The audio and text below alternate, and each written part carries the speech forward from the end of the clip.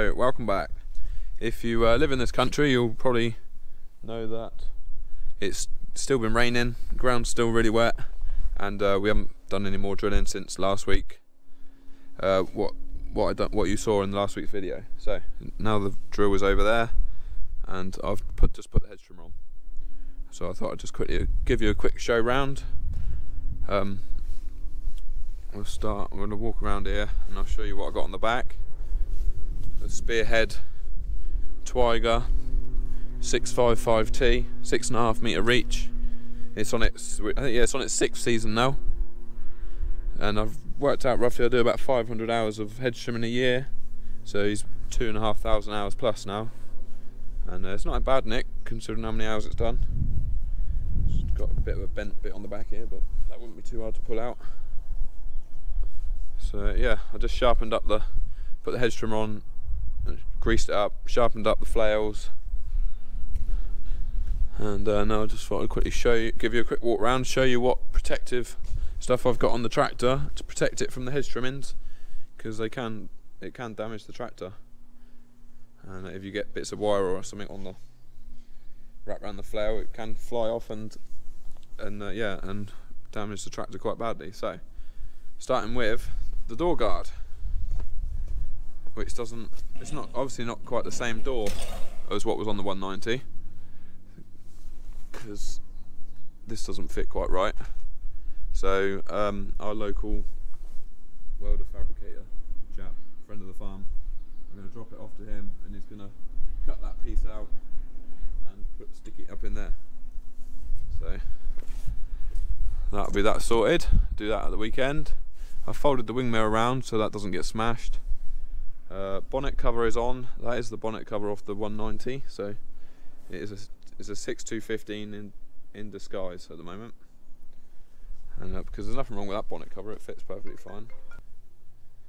Right. So and then the thing that you're probably wondering about is where I got these wheel covers from. Well, I actually made them myself back a few weeks ago, back before I went on holiday. When it was tipping down with rain, I was looking for something to do. Didn't video it because I thought it'd be a bit boring. But I have taken some pictures that I'll put up on the screen now of what's behind those board. That's ply board. And yeah, I did call up Hunts, and they didn't know of anybody that supplies wheel covers. So I thought I'd make my own. I put them on there because the wheel rims do get damaged. Yeah, if the weather carries on being wet, I shall just carry on hedge trimming. But if it does suddenly dry up, we'll take the hedge trimmer back off and put the drill back on, and do a bit more drilling. But if not, it'll have to wait. We'll have to drill it all in the spring. Hi guys, welcome back. It's Friday today. I haven't done much video in this week. I've just spent most of my week hedge trimming. And yeah, I thought I'd do a bit of videoing today, show you what I'm doing, how it all works. Cutting this young hedge here. It's only about a 5 foot hedge, 4 or 5 foot hedge.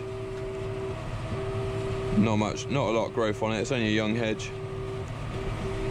But yeah, so the weather's, as you can see, the weather's still crap, damp, and been raining, and that's a field that was supposed to be into winter barley, but it's not. It's going to be spring barley now. But yeah, so hopefully you can see out the window alright. It's a bit dirty, but I'll be cleaning it up, taking the guard off and cleaning it this evening when I wash the tractor. So this is the control joystick and panel for the hedge trimmer. Basically, we've got a main, that's for the rotor to go. Let me pull the hand throttle. Oh, Siri's woken up. That's for the rotor to go forwards. It's in forwards right now, and then neutral. And then when it comes to stop, I can put it in reverse for cutting grass verges. Let it stop so that I can just keep my front edge of the flails for cutting hedges, and then the back edge of the flails for cutting grass. So then I pull it back like that, and the flail will then rotate front ways. So, knock that back into neutral. Main joystick, we've got up and down, out and in.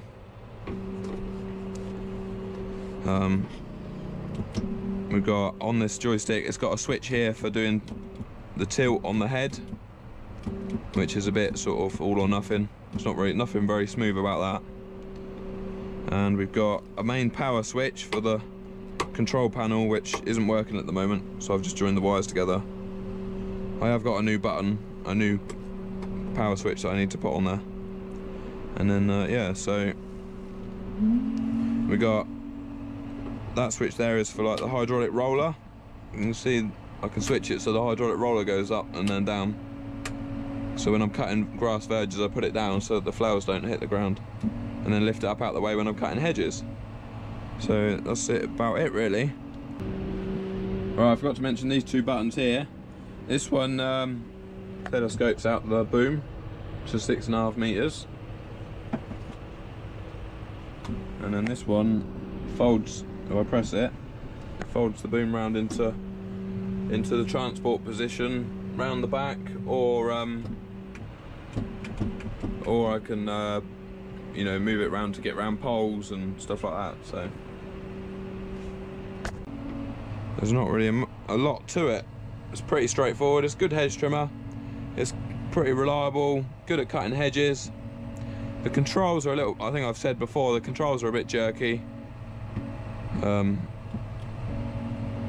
When you've got it running flat out, but see what I mean? Look, it's all just a bit jerky, but I just get used to it and sort of live with it. So driving wise, I am doing my forward and reverse, because obviously I've got a hand on the steering wheel. I'm doing forward and reverse on here, and then for the fiddly bits, I'm controlling my forward speed on the accelerator, so I can slowly put my foot on the accelerator and we'll start to move. Just keep an eye on the hedge. So the more I push my foot down on the accelerator, the faster we go.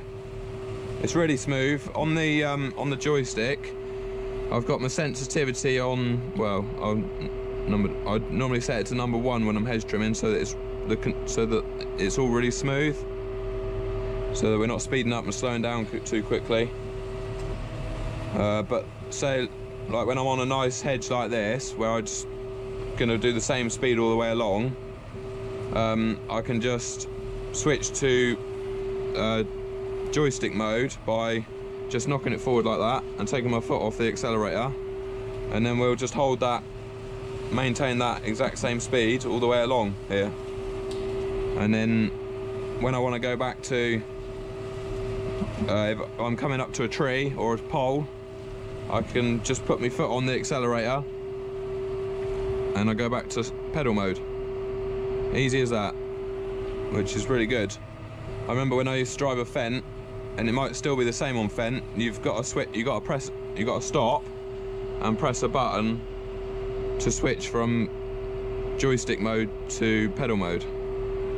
So I'm not sure if it's still the same. It might be different now. It might be the same as this, but no, it's really good. So yeah, that's about it really for hedge trimming. It's just as simple as that. I know some of you are thinking, well, it's a bit of a big tractor to, it's too much horsepower for a hedge trimmer. Yeah, it probably is too much horsepower, but it's you wouldn't want to put this hedge trimmer on a tractor that was much lighter, you know, much smaller, because it's quite a heavy lump there, and when you put that head out 6.5 meters, it you know, you can, even with this tractor, you can feel it rocking out there.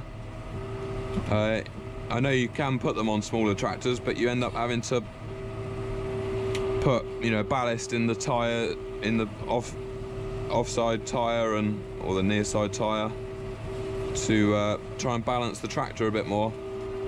So no, it won't hurt to have this to use this tractor.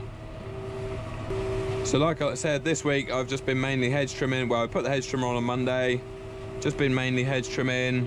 I went and loaded a grain lorry yesterday up at Farm 2 because Dad was out but he's loaded 5 loads of wheat this week, and I went up there yesterday and loaded the last one